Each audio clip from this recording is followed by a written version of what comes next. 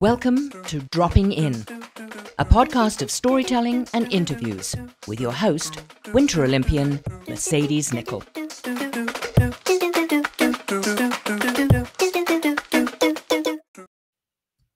Thank you so much for dropping in today.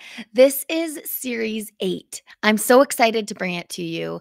Our last series, we chatted with Team Canada's Paralympians, and this series, we will be dropping in with Soldier On athletes.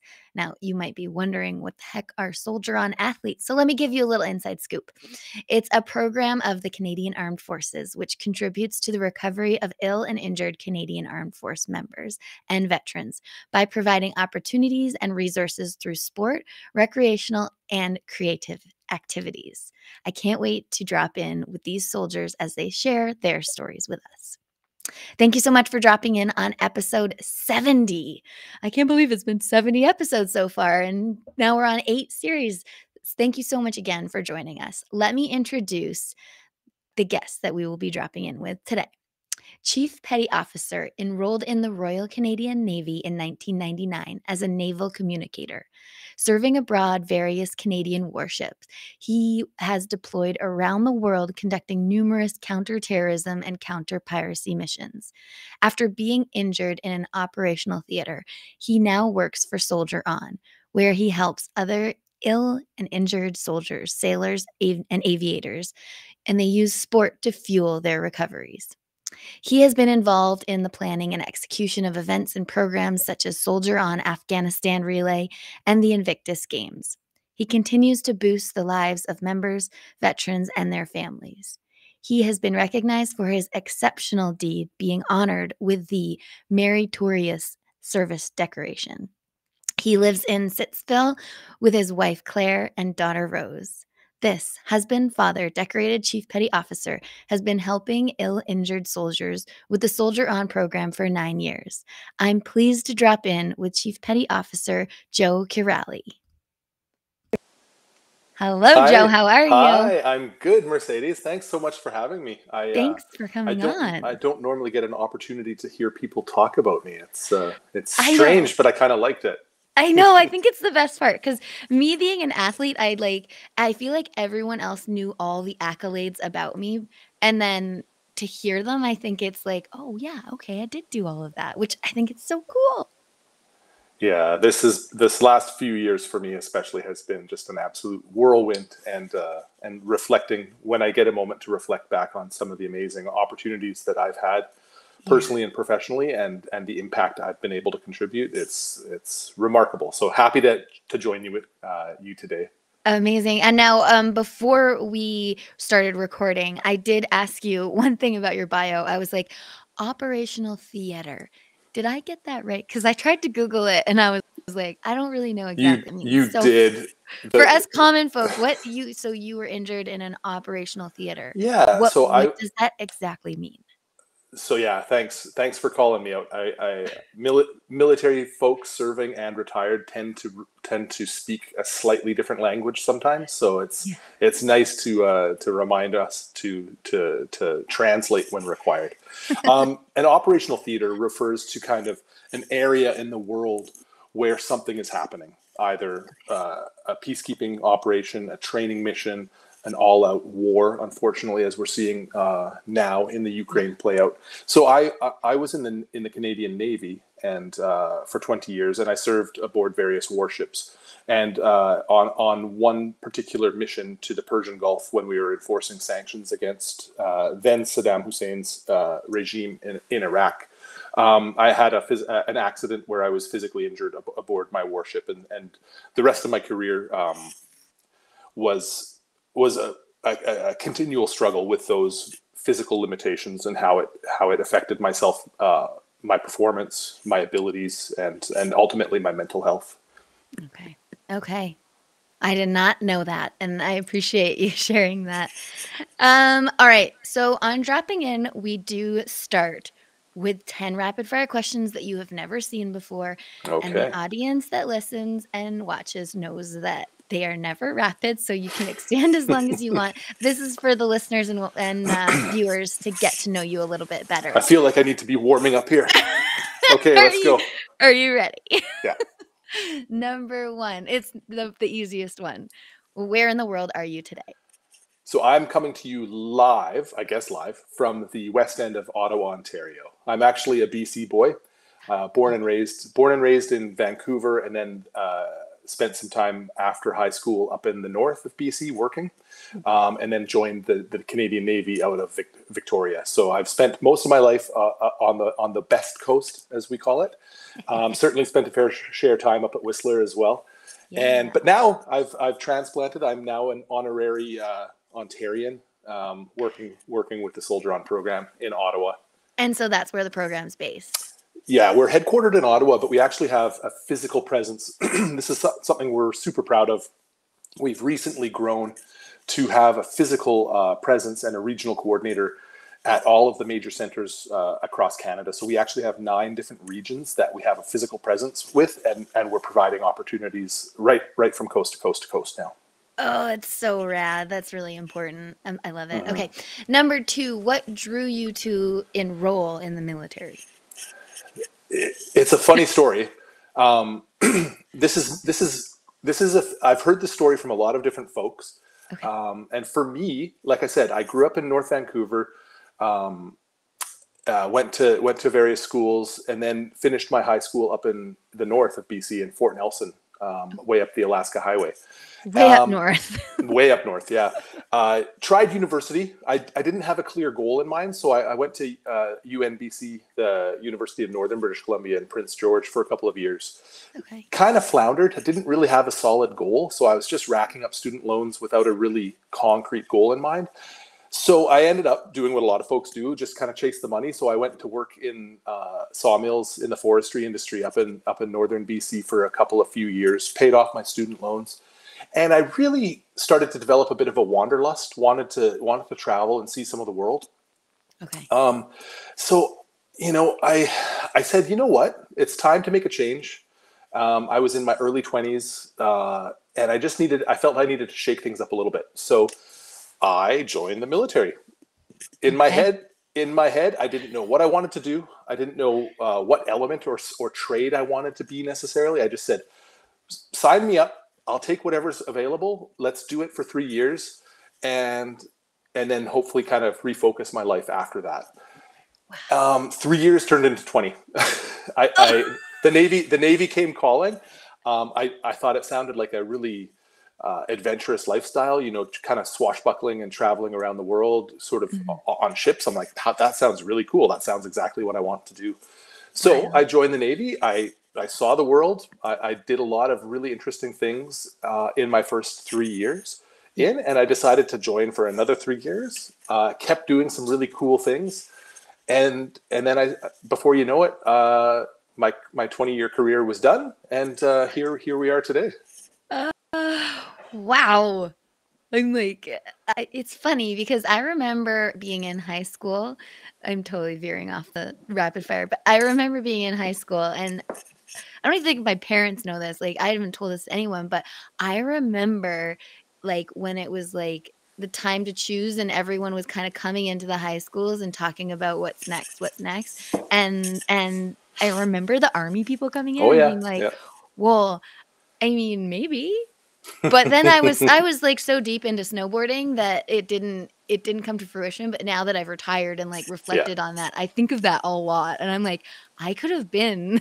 You still could be, Mercedes. I'm just saying. Oh, I'm pretty old. I'm old. Yeah, and I remember we had the same presentation, probably by different recruiters. But I remember thinking about it in grade 12, and then saying, no, I'm going to be a scientist. I was really fascinated with biology at the time. So I started a science degree at UNBC, but quickly discovered I enjoyed partying and other extracurricular activities a little bit more than a focused goal. So I quickly wound up in second year genetics and chemistry courses going, I don't know what the heck I'm doing. Right. I'm peacing out here. So I'm going to go work for a little while and refine myself. And growing up, I think what drew me to the military was also that sense of camaraderie, that sense of kind of, I don't want to say fraternity in a gender specific way, but that sense of really tight knit community that, Yeah. and the sense of discipline. After I had a bit of a troubled youth myself. Okay. With my mom lost her husband, and I lost my father when we were quite young. So, all of those trials and tribulations of growing up with a single mom trying to put bread on the table and raise three kind of hellions. So yeah, I think I was craving a little bit of structure, a little bit more structure in my life too. And I absolutely ate it up. When I joined up, I realized that military service was more than just a paycheck. It was a life. It was a Yeah. calling. And it was after 9/11 happened is when my mind kind of shifted gears. I was on my ship coming back from my first foreign deployment. When 9/11 happened in the middle of the night, I was the first one on our ship to read about it, and that my jaw dropped and my heart sank. Wow. And I just knew that the whole world was changing right before my eyes. And that's when I really started to feel more of an honorable or service related connection with the military. And that's when I Right. knew I wanted to do it for life. Unfortunately, my injuries precluded that for life aspect, but here we are, and I found another important mission to Oh, contribute to. I love the Soldier On program. So for the listeners that don't know, they should know. I live in Whistler, British Columbia, Canada, and I have seen the Soldier On program in Whistler when they're out on the mountains, and honestly, I have no words because I'm just like so happy to see you all when you're here. Okay, back to the rapid fire number 3. 3. Oh boy, we're not going very quick. I'll pick it up here. I know, no, don't worry. They're never rapid. How many different locations were you stationed? I realized you were on a vessel most of the time. Mhm. So, like, would you get off at like places or just stay on the ship? I'm So not sure how yeah, it all works. so typically your military service is consists of initial period of training. Everybody has to learn to be a Canadian Armed Forces member first. So that's the Yeah. boot camp, basic training.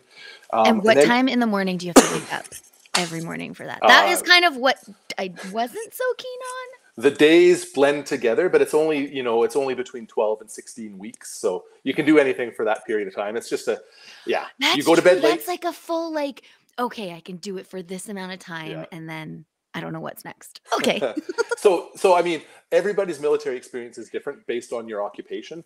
Okay. For me, basic training was a very arduous time in the career, and then we went to more. I was in communications in the Navy, so we learned how to be a sailor after that, and then we learned how to be a technical communications operator after that. Whereas if I was an infantry soldier, I would have went from basic training to a much more physically demanding course with even more physical demands, Right. because you need to learn how to be an infantry soldier. Okay. So yeah, it was interesting. The first year, I would say, was mostly shore-based training, getting trained to become a Canadian Armed Forces member, and then a sailor, and then a communications operator, which I was. And then after that, then I joined my first ship, and it was an absolute whirlwind. Sailing around the world, you typically work really hard. You're working around the clock. You're sleeping and eating and working in very short shifts around the clock. And then weeks later, you wake up and you're in some exotic location, and you usually get a couple of days to go explore that town. So, That's or nice. that port, and then you do it again, and you keep going. And depending on what the ship is doing, you could be on a specific mission to get somewhere to do something, or you could be training and getting the ship and the crew ready to do something in the future. So I did that for a number of years on one ship, and then went back ashore to do more training, and then yeah, after that, you join another ship in a different rank, in a higher ranks capacity, and you're leading Yeah. more people, and you're doing more complicated tasks.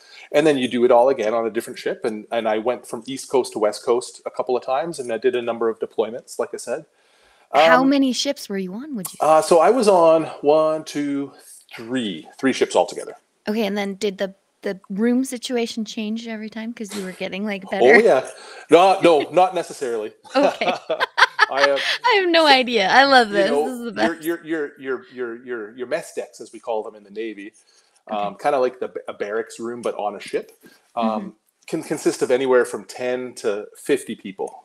in an area stacked 3 on top of each other, basically on bunks, and you have Bunk bed.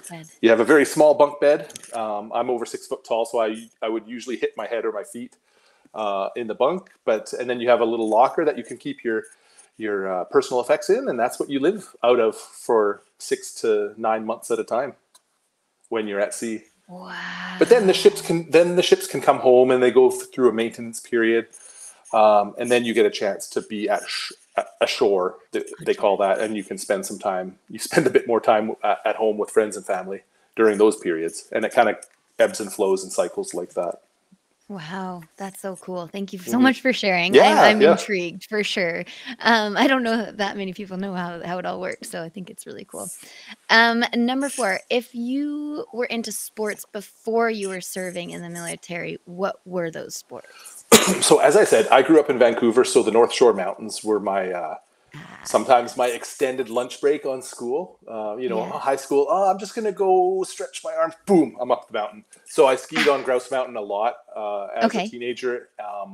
2 to 3 trips to Whistler a year as a kid to ski. I even tried snowboarding only a couple of times. How'd that go? I loved it when it was nice and fluffy powder. So I snowboarded at Mount Baker once, and it was the best day ever. And then I snowboarded on Grouse Mountain, and like after a wet rain, and it was just all ice. And I said, I'm never doing this again. So we lost you. Yeah. Well, back in those days too, everybody hated snowboarders because it was still, the thin skis and barely anybody snowboarded, and those that did just kind of like messed up the tracks for everybody, and it was a bit of this back and forth, right? Not like it is today. Yeah, for sure. Awesome. Okay, mountain boy. Mm-hmm. I love that. So that, and then high school rugby and basketball as well. Okay, wicked. Mm-hmm. Okay, number 5. 5. Right? Yeah. What was the first sport you were introduced to in the Soldier On program? Because are there specific sports? Yeah. In the program? So basically, and I should mention for our listeners that Soldier On is more than just sports. Okay. I said that at the beginning, but I don't know. Yeah, and that's where our focus. That's where our focus started as a program, and as we've grown to recognize that an active lifestyle doesn't always necessarily mean sports or competitive in natured stuff, right? It could be physical activities, it could be recreational activities, and lately we've even embraced the concept of creative activities being good for your recovery. So we arts, dancing, music, painting, you name it. Photography, amazing. You name it. So important. Recognizing that there's a lot of injury can really devastate a high-profile athlete's life. Mm-hmm. I'm sure you've seen how the effects of injury on 100%. On what it can do, but it also has that kind of similar effect on a military member's life, because we're so focused into the mission of service before self. We have that drilled into us right from basic training, that we have to give of ourselves in service to our nation. And that's such an honorable mission that most of us can't. We have a very difficult time when injury forces us to alter that service and take care of yourself first. Yeah, and it's something that sometimes we're not really good at as individuals, because we're always trying to make sure those around us are well situated. We're used to performing at a certain level. That was my biggest thing. I was always a very physical and active person. And when I started to slow down because of my physical limitations, everything started sucking. My life eventually fell apart. I was single, divorced, lost a lot of stuff, lost a lot of friends. It's life-changing. It is. And that's when the battles with mental health for me started happening. For sure. So sorry, that's a big segue from that. But I joined Soldier On. I joined Soldier On personally at my darkest part of my recovery, just coming to terms with, I was in denial for a few years. I didn't want to admit that I was struggling. So I joined Soldier On after my life had kind of fallen apart.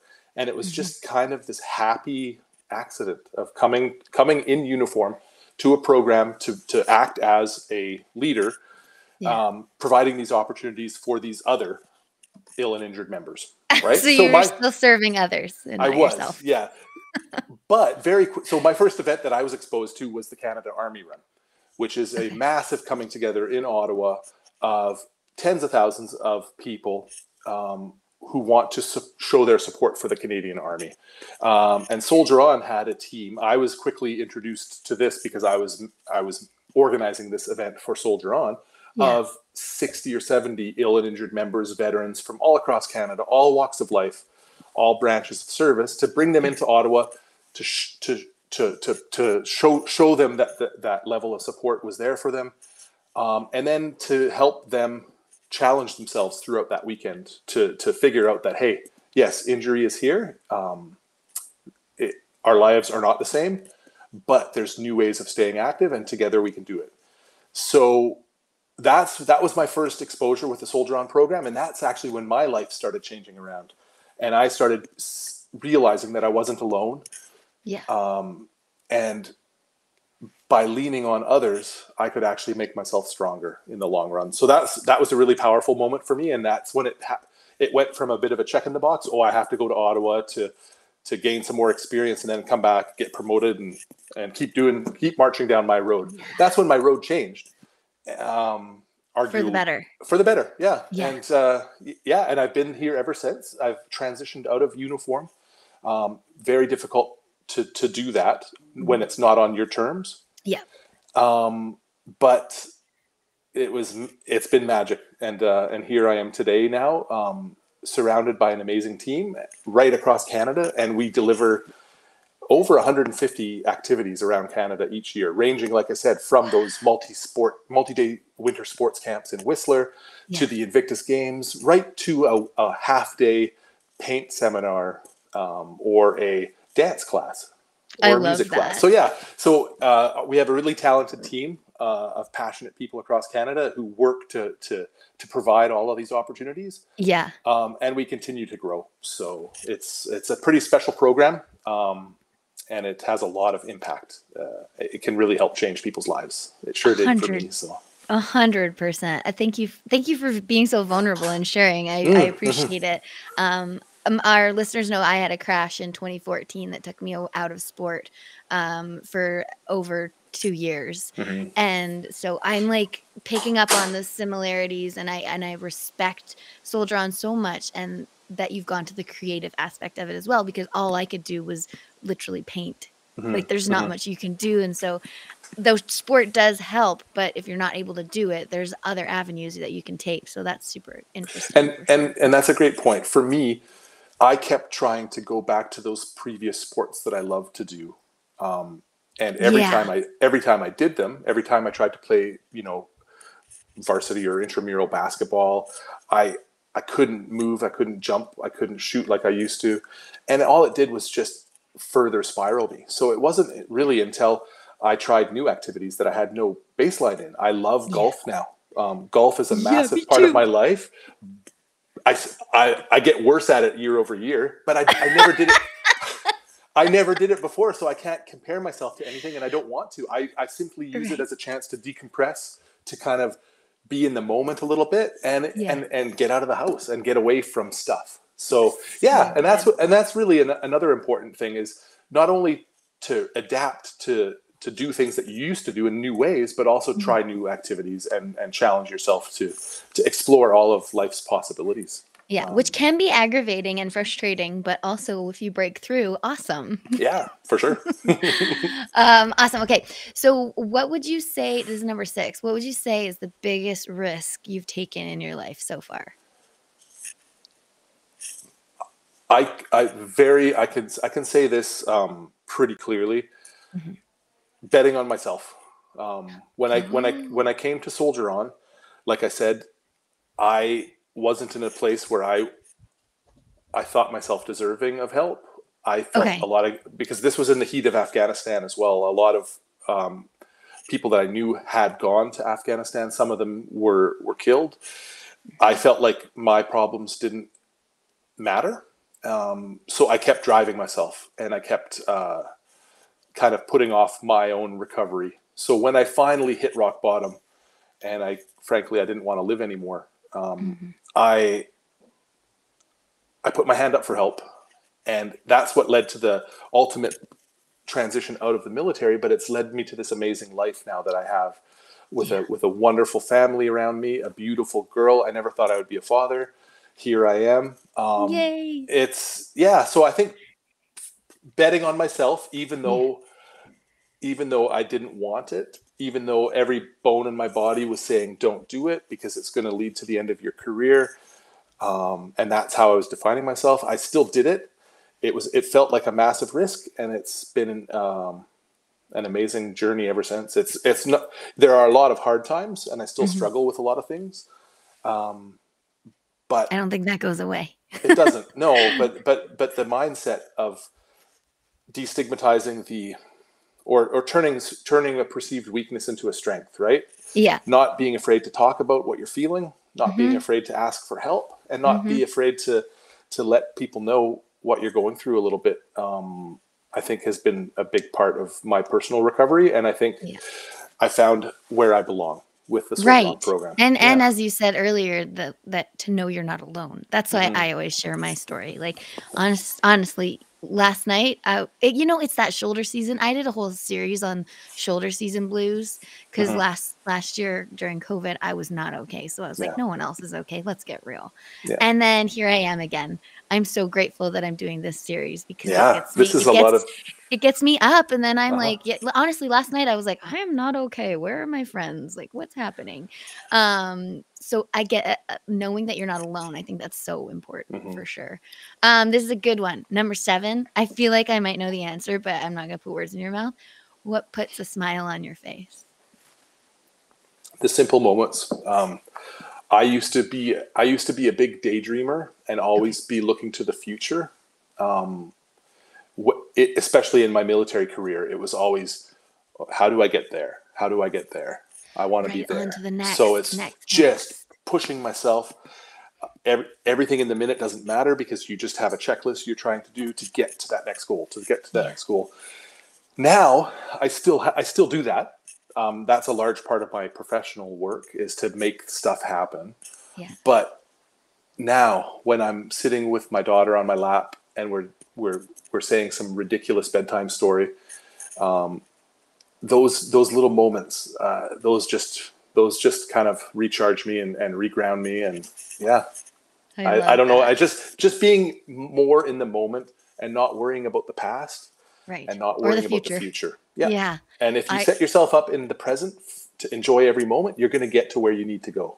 That's true. Easier said than done sometimes. It is, for sure. Yeah. But to take those instances, and I was kind of correct. I'm glad you brought up your daughter, because I was like, I'm sure he's going to say his daughter. Well, I should say Claire, my wife too, because she saved my life. She kept me on the road where I'm at now, when a lot of times I wanted to be anywhere else, right? So it takes two to tango. It really does. That's awesome. Yeah. So good. Okay, number 8, the show you binged and book that you read. Oh my! I'm so friggin' busy. You don't have time for any of it. I don't.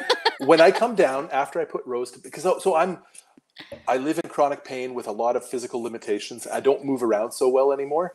So trying to keep up with an amazing, energetic 2-year-old, plus doing a pretty demanding work that involves a lot of travel. Yeah. Days are long.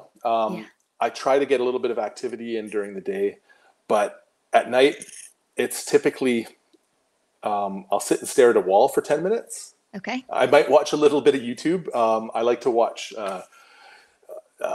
sports bloopers. Honestly, I'm kind of stupid like that. I just like to watch mundane, kind of funny stuff. So, you're not alone.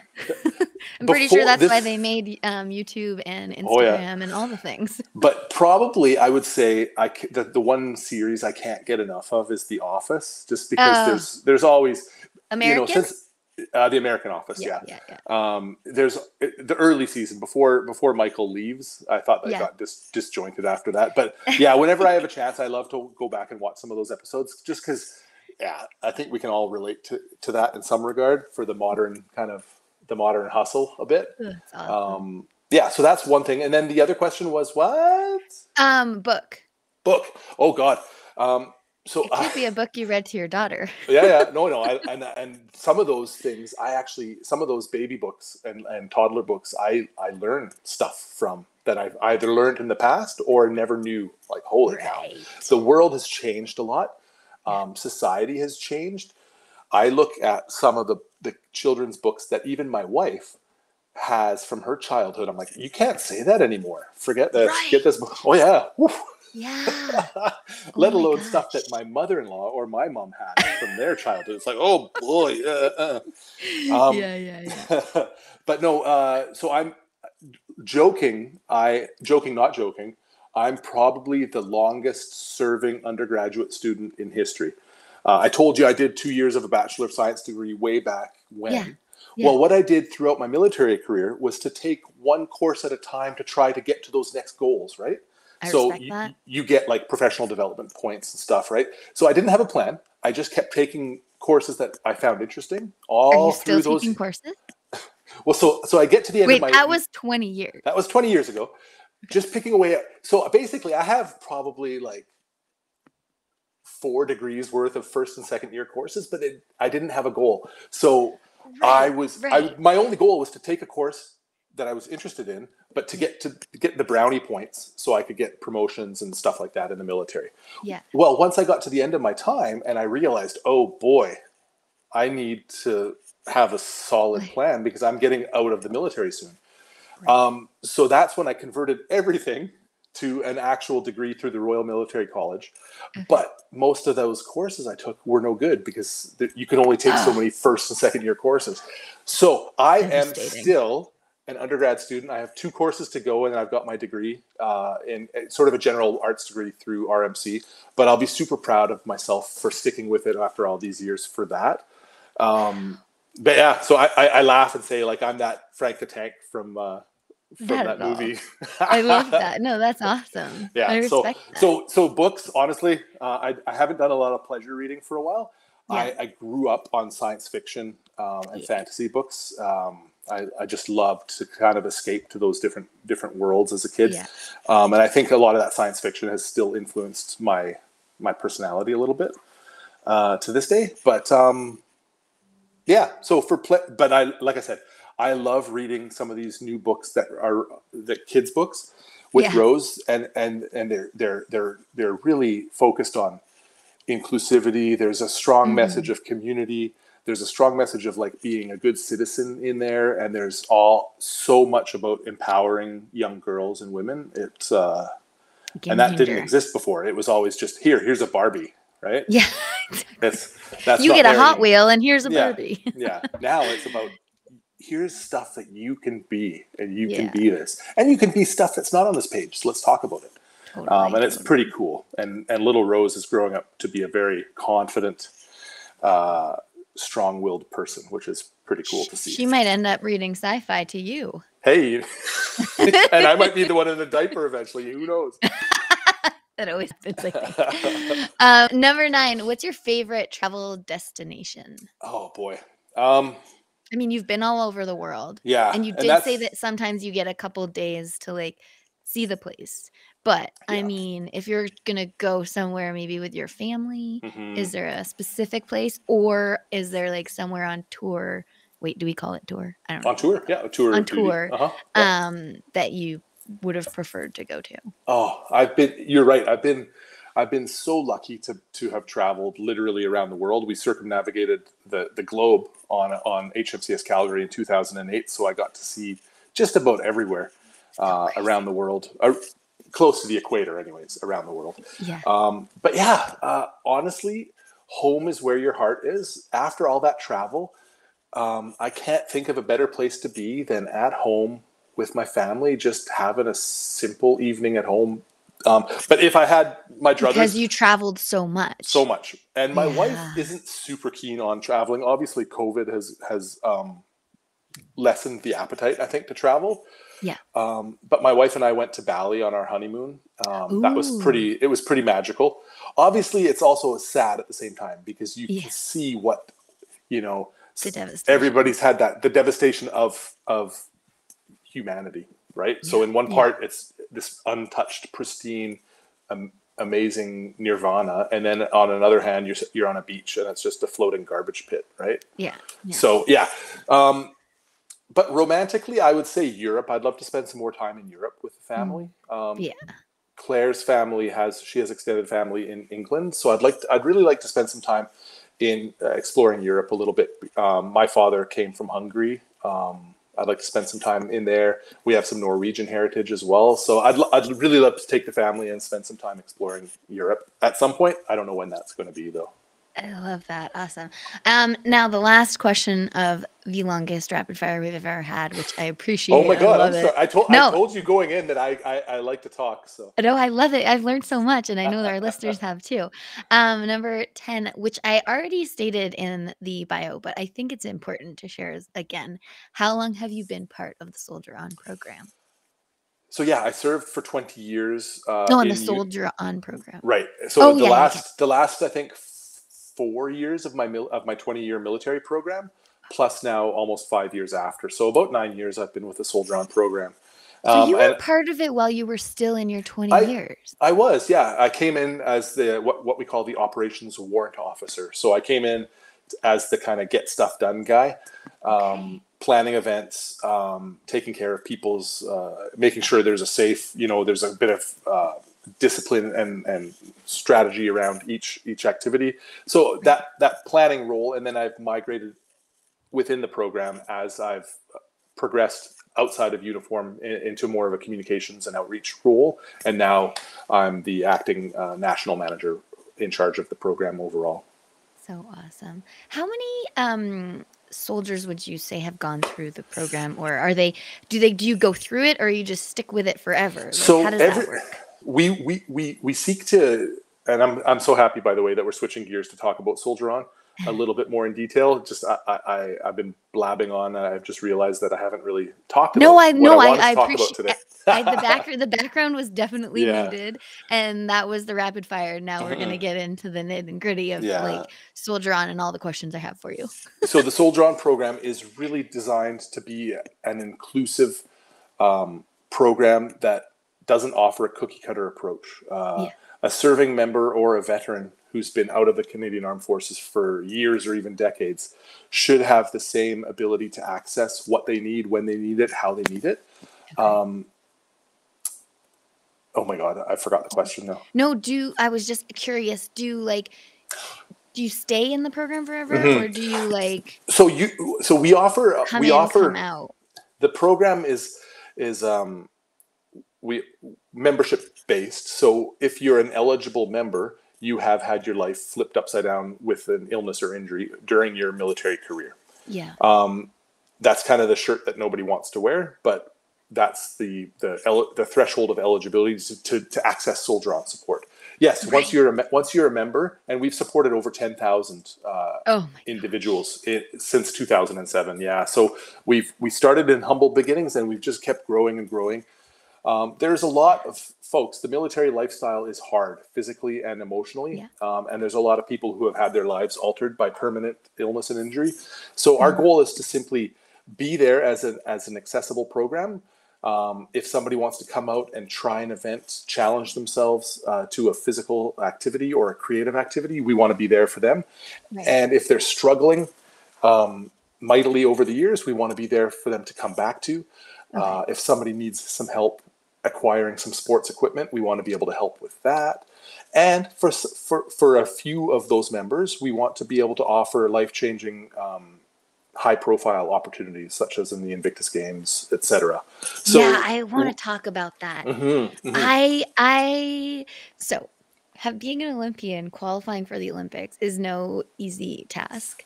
I was so curious because we have Mike coming on as our closer for the series, and he went to the Invictus Games, but what he says is that Prince Harry challenged him to those games, and I was like, well, how the heck do you qualify for the Invictus Games? How does that work? And how many people get to go? Yeah, so this is an interesting topic because the answer to your last question is not enough. not enough people get to go. But the first part to your question, how do you qualify? Yeah. This is where the Invictus movement or adaptive sports movement or sports recovery movements globally, and the Soldier On program, how we differ from the Paralympic or Olympic movement is that it's not competitive based, it's not performance based. We really want to make. Wait, but you get medals. There are, Okay. because it's still a competition, but the emphasis is on recovery and on impact and on benefit, right? And need. So each country, each of those participating nations around the world who participate have a different mechanism on how they host tryout camps or exhibitions or trials based activities to select those teams. Usually based on geography, to tell you the truth. But each nation buys into the notion that it's not about the medals. It's about how can this game-changing opportunity help me in my personal road to recovery and help me inspire other people to put their hands up moving forward. So how this happens, how that impact happens for somebody like Mike, who you'll speak to, it could be a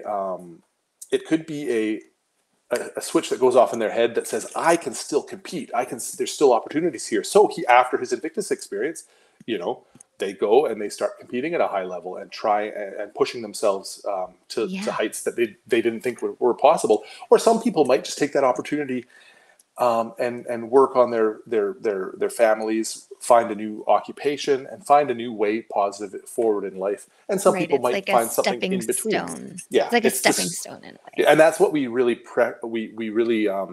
prioritize during everybody's Invictus or Warrior Games or high profile journeys. This is an opportunity to use this as a launching pad for the rest of your life. It's not the finish line in your race or the end of the game of the wheelchair basketball game is not the finish line in your journey.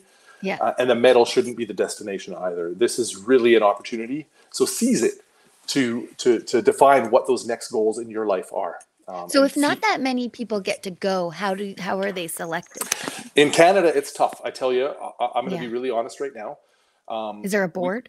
We do have a selection board, and unfortunately, I wouldn't want to be on that board. No, it's not an easy. There's no easy decisions because everybody who is a Soldier On member, who is an eligible Soldier On member, and as I said, we've helped over 10,000 of those.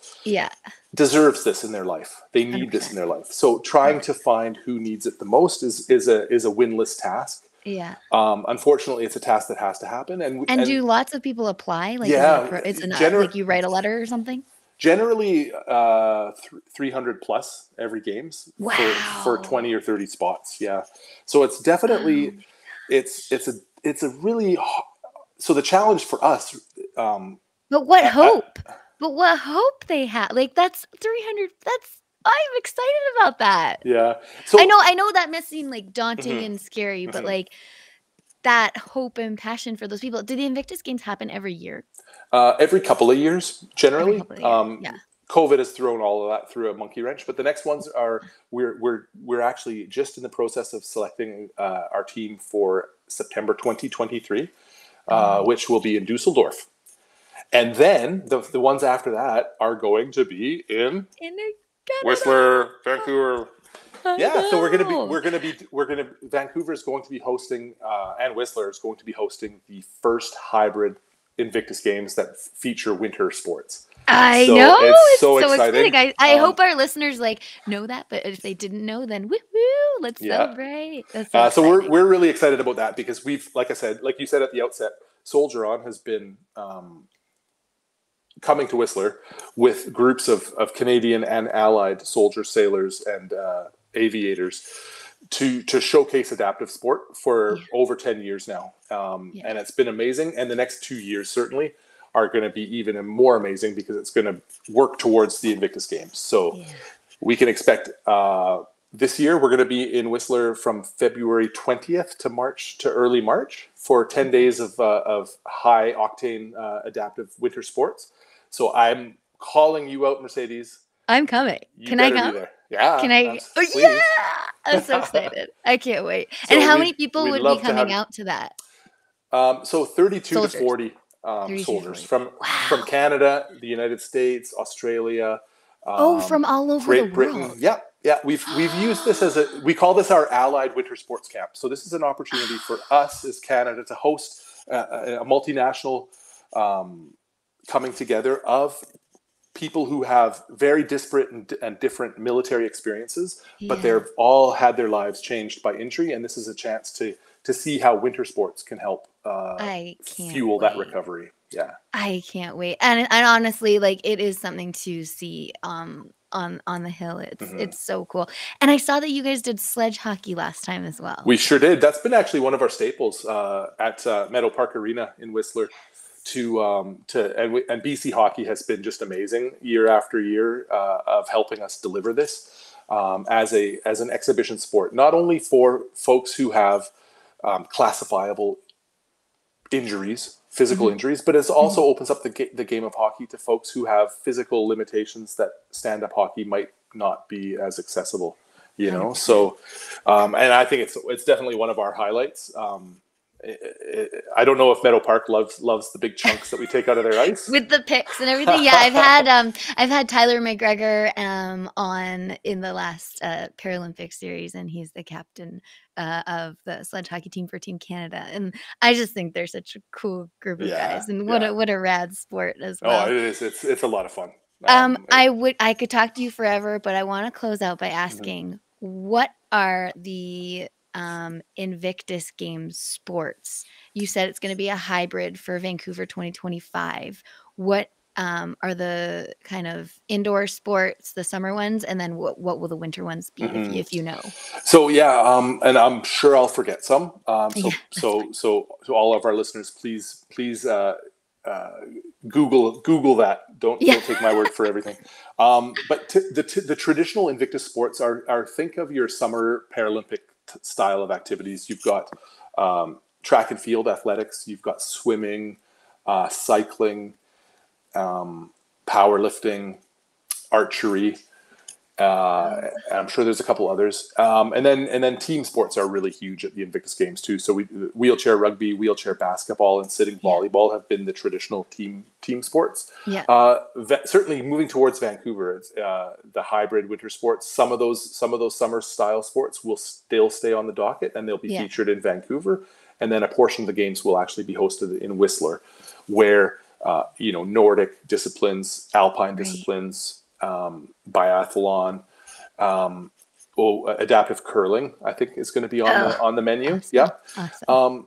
And there's really going to be a really special connection to the Indigenous communities as well. That affords all of us in Canada to really learn about the amazing impact that Indigenous communities have had in shaping these lands, but also for the international community to get a sense of the power of this in a modern setting, and to see how Indigenous communities are supporting other communities and vice versa, and growing together through these special games. I can't wait. I can't wait to see you guys in February 2023 in Whistler. Mark your calendar. I'll let you here. know. And if you're really lucky, maybe you get to see me on a snowboard for the third time in my life. I thought we'd lost you. Hey, if I can go out with an is. Olympian, I'm game for sure. I love it. Awesome. Well, I look forward to my chats with the next Soldier On athletes. And thank you guys. Thank you so much for dropping in today. Any last words that you want to tell anyone? Well, thank you for having us, Mercedes. It's really, Soldier On has been a very impactful program over the last, since 2007. I don't even know how many years that is now, 15 or so. A lot. But we've been a very small program, and we haven't been amazing at getting the word out. So to be able to come on to your podcast and really share some of what Soldier On is and how it can help, is super important, and we're so grateful for that opportunity. And I just would challenge your listeners to find out more about Soldier On. Visit our website, soldieron.ca. Learn how you can get involved. Learn how you can support. We have a very amazing way of being the most direct way of supporting these ill and injured members and veterans as they reconnect with an active lifestyle. So together, we're in this together, and we're so grateful for everybody's support. And Awesome. like I said, look forward to seeing you and the community of Whistler as we come back to kind of hopefully what's a normal life after COVID. I know. Seriously. Awesome. Well, thank you so much for dropping in today. Thanks, Mercedes. So much for dropping in today. You can find everything you want to know about Dropping In with Mercedes at droppinginwithmercedes.com. Don't forget to subscribe on Apple, Spotify, and YouTube. Thanks DJ Kenosis for the music and my mom for the intro voice.